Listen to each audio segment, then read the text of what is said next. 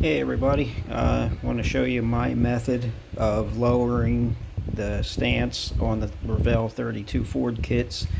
I started one, forgot the video, didn't actually plan on making this video, but when I got pretty much got it figured out, then I kind of decided I should share it. And so luckily I had an extra kit, so I have one stock and one that shows what I modified. So this one's the stock one, and what I did is I just white glued a fender and running board assembly to the frame so you can see, what the stance would be. So here's the rear, and here's a tire with the wheel, and this just fits into these holes here.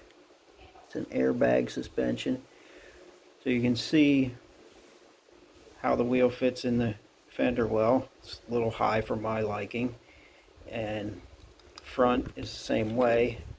Here's the axle. This is going to be hard to hold together because it wants to fall apart.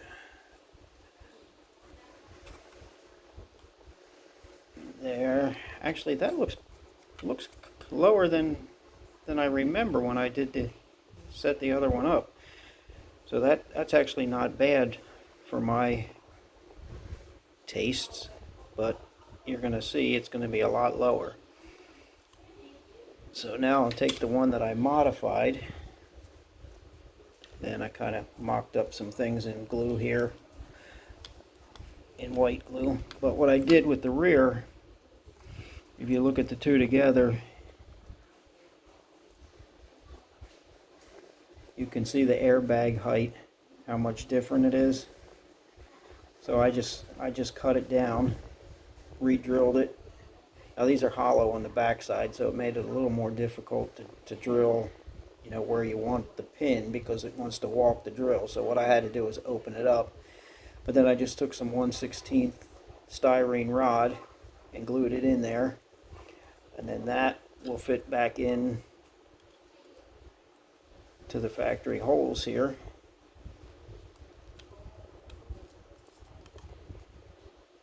And when you put the tire and wheel on, you can see it's definitely lower.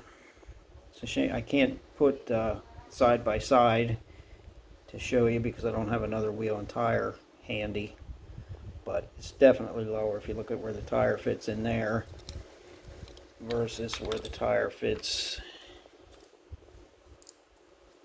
This is the best I can do to show you back to back.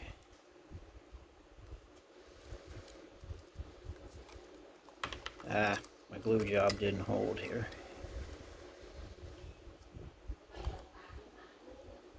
Don't have enough hands for this, but you can see this by the space between the tire and the fender, where the other one has a lot, actually no space. You can see the tires up into the fender.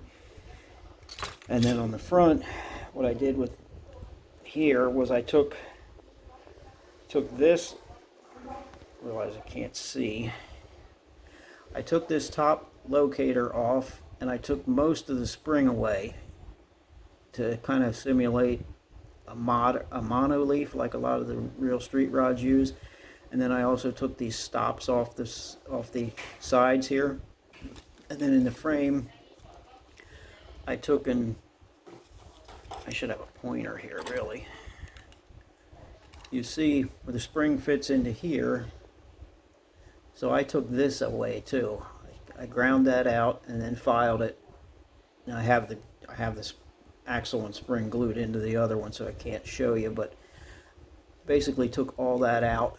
So the cross member is just, it gives you a clearance there. So then when you put the axle in, it looks like that. And then when you put the wheel on and tire, now the fender's up a little bit, but if I squeeze it down, that's where it will be sitting. And I may use a narrower tire, depending if I can find something. That's not snapped all the way on, so it'll actually be moved in a little bit more. Let's see if I can get a stance put both tires and give it a mock up a little bit. I'll have to hold the other side up, but maybe I can.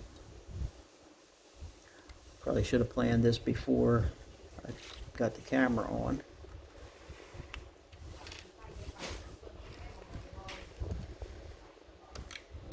Block it up with something.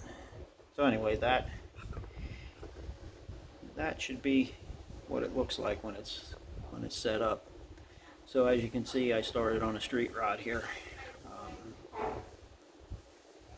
Another quick builder. This is going to be box stock, with the exception of the lowering job and the different wheels. And it's modeled after a car that I saw a picture of on the internet that is just really awesome to me. So I decided to try to copy it. And it's the 3-window coupe.